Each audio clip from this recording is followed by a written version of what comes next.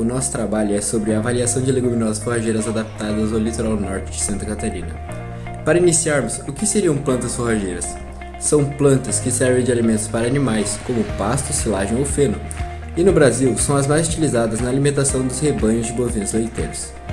Vamos lá, exemplos agora de plantas forrageiras. Plantas leguminosas seriam trevo branco, alfafa e ervilhaca. Já de gramíneas, temos a braquiária e o capim colonial. E então, quais seriam as principais diferenças entre as leguminosas e as gramíneas?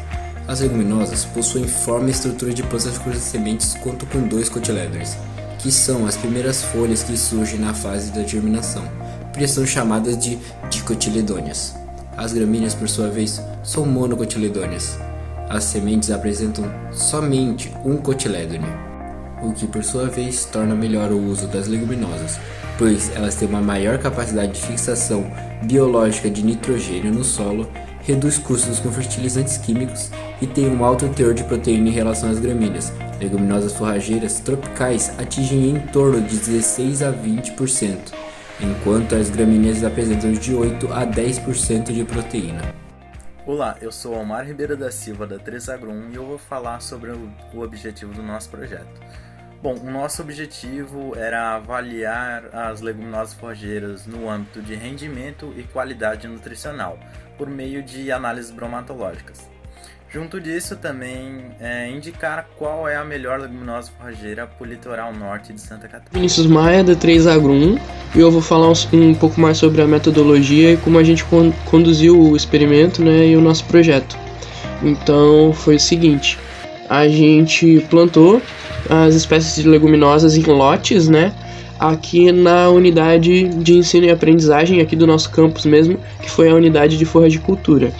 A gente plantou nas seguintes escalas, né?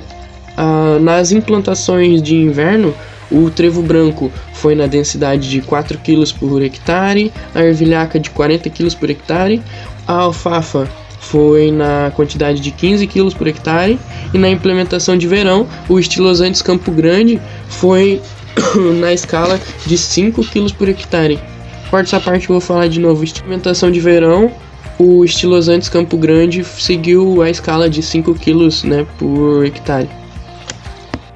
Da massa dessa forragem, foram realizados os cortes dos 3 pontos de amostra, né, de cada lote, e eles foram coletados nas seguintes alturas, seguindo a ordem dos leguminosas que eu falei antes, né? Foram coletados aos 15 centímetros, aos 35 centímetros e aos 10 centímetros em relação ao solo.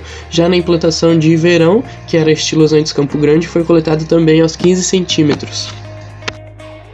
Agora falando um pouco da análise de massa de forragem, é importante ressaltar que cada cultura, ela tem uma altura, no caso nossa altura falando em centímetros, ela tem uma altura para ser cortada, para ser levada para análise.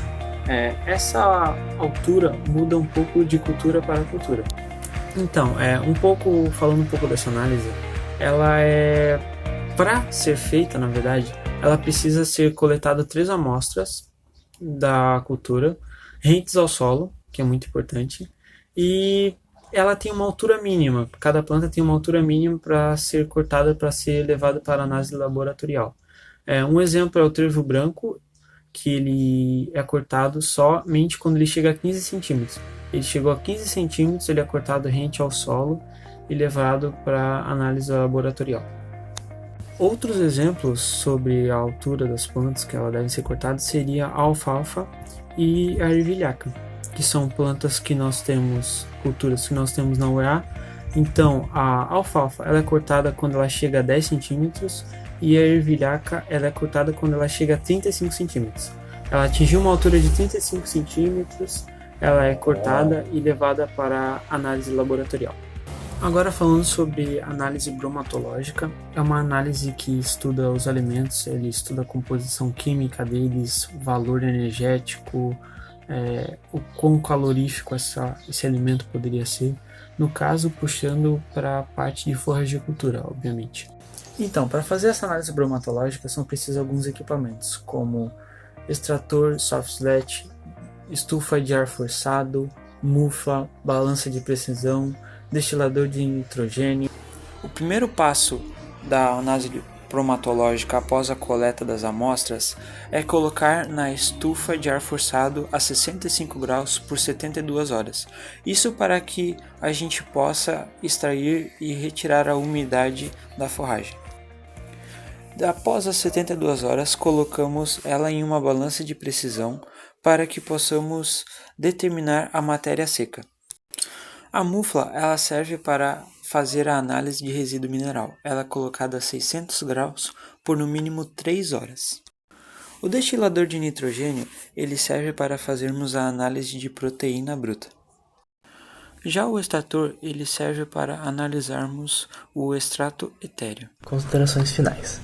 A oferta de semente inoculante restrita, isso eleva o preço para a implementação das pastagens e com essas diferentes espécies. A ervilhaca ela se demonstrou como leguminosa mais indicada para a região litoral do norte de Santa Catarina, que é um dos focos do projeto, e outras leguminosas avaliadas em sessão de correção de solo e o controle de plantas invasoras. O exemplo foi o estilosante, que durante seu crescimento não teve um bom condicionamento. Isso acarretou em muitos problemas com as plantas invasoras. E contrapondo a isso, como as leguminosas de inverno, a gente teve a ervilhaca, que teve um bom crescimento, e é um dos principais problemas que a gente tem na pecuária, que são as plantas de inverno, as leguminosas de inverno no caso.